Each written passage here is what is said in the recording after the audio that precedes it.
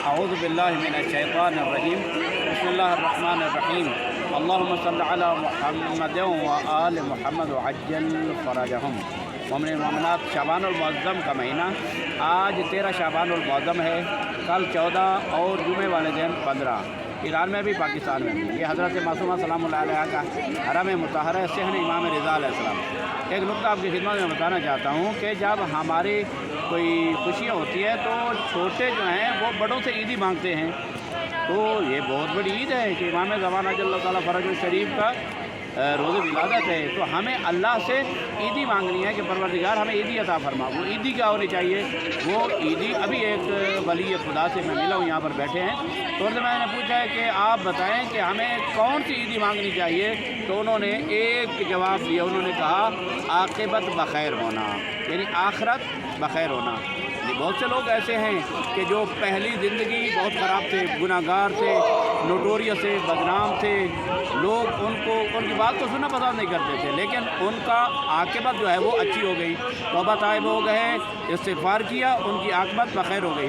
لیکن اور ایسے لوگ اس کے الٹ ایسے بھی ہیں کہ پہلی زندگی بہت اچھی ہوتے ہیں لیکن آخرت ان کی خراب ہو جاتی ہے۔ تو ان دو چیزوں میں سے اولا تو پہلی زندگی بھی بہتر ہونی چاہیے، عاقبت بھی بخیر ہونی چاہیے، لیکن بالآخر انسان گنہگار ہے، تو بہتر کون سی چیز ہے؟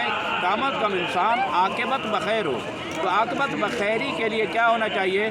ہم درگاہ پروردگار میں جھکیں اور دعا مانگیں، پروردگار اس امام کے صدقے میں ہمیں وہ چیز عطا فرما جس کی وجہ سے انسان کی عاقبت بخیر ہو جاتی ہے، انجام اور آخرت بخیر ہوتی ہے۔ اور یہ بہت بڑی دعا ہے کہ عاقبت بخیر ہو۔ اس میں 3 چیزوں کا خیال رکھنا ہوگا، 3 چیزیں: واجبات کی ادائیگی، حرام چیزوں سے پرہیز جتنا بھی ممکن ہے، اور اچھے اخلاق کو اپنانا، اپنی زندگی میں اپنا شعار بنا لینا۔ یہ اکثر و بیشتر سبب بنتے ہیں کہ انسان کی عاقبت بخیر ہوتی ہے۔ اور پھر محمد والے محمد کے ساتھ ہر وقت کانٹیکٹ میں رہنا اور ان کے ساتھ رابطے میں رہنا، اپنے دل کو ان کے قلب نازنین سے جوڑ کے رکھنا، یہ موجب بنتا ہے کہ انسان کی عاقبت بخیر ہو جاتی ہے۔ انشاءاللہ خداوند متعال ہمیں عیدی میں عاقبت بخیری عطا فرمائے، اور ایک دعا کہ ہمیں اپنے وقت کے امام کے نورانی اور وجہ اللہ چہرہ کی زیارت کا شرف نصیب فرمائے، اور ہمیں اس قابل بنا دے کہ ہم اپنے وقت کے امام کی زیارت کے قابل بن سکیں، اور ہماری آنکھوں، دل، ہمارے قلب کو پاکیزگی عطا فرمائے۔ والسلام علیکم ورحمۃ اللہ وبرکاتہ۔